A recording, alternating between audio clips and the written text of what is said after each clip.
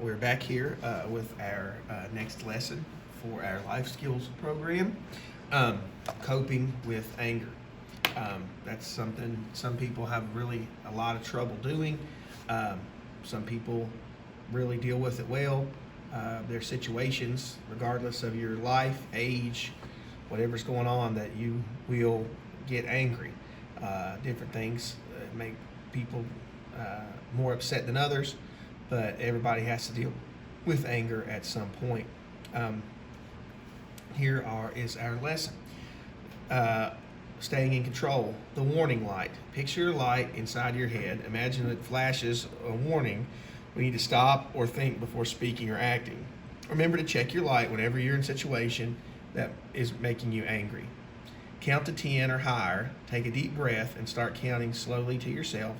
Keep listening to the other person as you count. Don't provoke him or her by revealing what you're doing. Look the other person in the eye. Self statements. Sometimes just telling yourself to stay calm can help you be calm. Examples of effective self statements: I can resolve this without fighting. I can handle this. I can stay calm. I enjoy feeling calm and in control. Reframing. Make a mental picture of the situation that's making you angry. Then reframe it. That is, come up with a different way of looking at it. Ask yourself these questions like these. Is it worth getting angry about? Am I sure this person's really out to hurt or insult me? Is there another way to get what I want? Like I had said in a previous lesson, I have taught gym for a long time, and I've had people get mad and try to fight each other over sports or games or somebody picking at somebody. Anytime that somebody is doing that, you need to tell a teacher.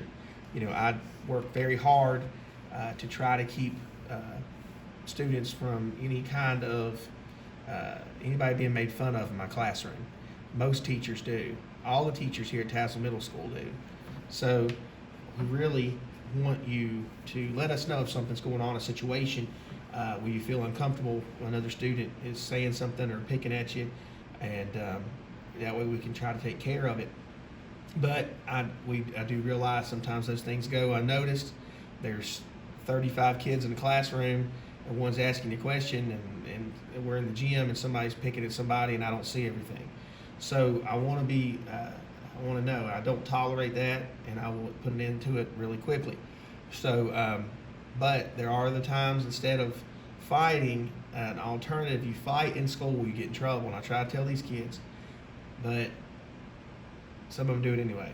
But I would rather you use these warning lights, self-statements, reframing, just walking down the hall and getting a drink of water. Guys, that is the best way to, a lot of times too, when you're dealing with people, you will say things in anger and end up really regretting it later, or getting into trouble you can't get out of. As we scroll down here for our worksheets today, everyone gets angry by one thing or another. List and rate situations that made you feel angry. Well, I'm going to give you situations to not make you think stuff out of your head, and this says what really bugs me. And you've got situations here, and rate your anger low, average, and high. I will recreate this in the Google Documents for you to write on, but I'm going to give you the situations, and I'll read them to you now. They will be on that document when I recreate it. Someone calling me names. You rate that low, average, or high. Losing a game. It could be a sport or a board game or anything like that, or maybe a band competition or something that you're in. Making a bad grade. That'll be number 3. How do you feel you make a bad grade? Maybe it's a test that you studied for, or maybe that I've taken tests in, mainly in college. I had a class that it seemed like the teacher would give out a study guide, and then there would be stuff that was not on the study guide. And if I made a bad grade, I'd be upset.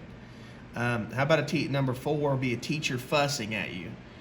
Teachers sometimes will fuss. They think you're talking, maybe you weren't, maybe somebody's bothering you, you're telling them to leave you alone, but you're the one that gets in trouble for it. How does that make you feel? You rate your anger low, average, or high. Parents grounding or punishing you. Maybe taking away a phone, taking away your video games, taking away electronics, things like that. Low, medium, or high, or low, average, or high is what we're going for there. I'm only going to do 5 to kind of cut it down for you this week, so that you can be able to get to work on your other subjects as well. If you have anything you want to add, feel free to at the bottom of the Google document that we're going to make. If you need to get a hold of me anyway, just let me know, and get a hold of me through the email, the Google Classroom, or here at the middle school. I'll help you any way I can.